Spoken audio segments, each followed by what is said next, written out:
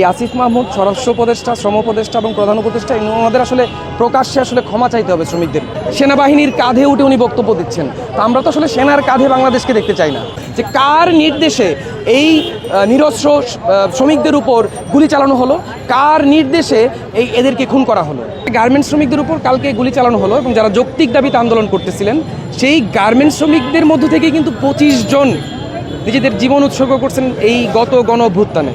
এবং এই রক্ত, এই শ্রমিকদের রক্ত এবং এই ছাত্র জনতার রক্ত, সেইটার মধ্য দিয়ে যে চেয়ার গঠিত হয়েছে, সেই চেয়ারে কিন্তু ইউনূসরা বসছেন, আমাদের বন্ধু আসিফ মাহমুদরা বসছেন, শ্রম উপদেষ্টা হয়েছেন, স্বরাষ্ট্র উপদেষ্টা হয়েছেন।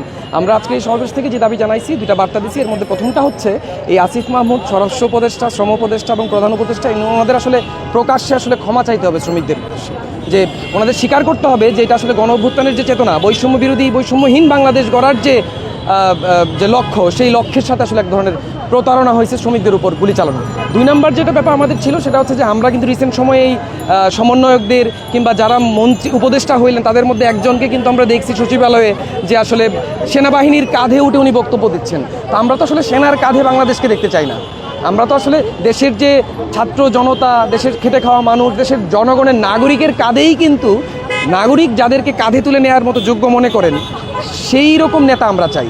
তো আমরা তাদেরকে যে বার্তাটা দিয়েছি যে আপনারা আসলে সেনার কাঁধে না উঠে শ্রমিকের কাঁধে যেন উঠতে পারেন, শ্রমিকের সমর্থনটা যেন পান, সেই ধরনের একটা সিদ্ধান্তের জায়গায় যান।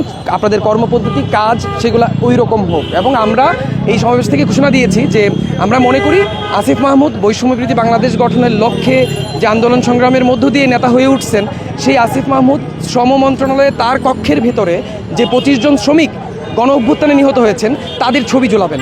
এবং তার সাথে আরও একজন থাকবে 26 নম্বর, সেটা হচ্ছে গতকালকে ন্যায্য বকেয়া বেতন পরিশোধের দাবিতে আন্দোলনরত শ্রমিকদের উপর গুলি করে যে কাউসার হোসেনকে মারা হয়েছে তার ছবি দেখেছি। আসলে শেখ হাসিনার সময় যে 1 জন 2 জন 3 জন 4 জন মারা গেলেও কেউ কোনো কথা বলতেছেন না, চুপ করে আছেন, সাংবাদিকরা প্রশ্ন করলে বেড়ায় যাইতেছেন। তো আমরা তো আসলে এই 15 বছর 16 বছরের যে রেজিম, যে দুঃশাসন পার হয়ে আসা, এই বাস্তবতায় এসে বৈষম্যহীন বাংলাদেশ গড়ার যে স্লোগান তুলে যে বাংলাদেশ, যে অন্তর্বর্তীকালীন সরকার হয়েছে, তার কাছ থেকে আসলে বক্তব্য প্রত্যাশা করি এবং স্পষ্ট বক্তব্য যে কার নির্দেশে এই নিরস্ত্র শ্রমিকদের উপর গুলি চালানো হলো, কার নির্দেশে এদেরকে খুন করা হলো।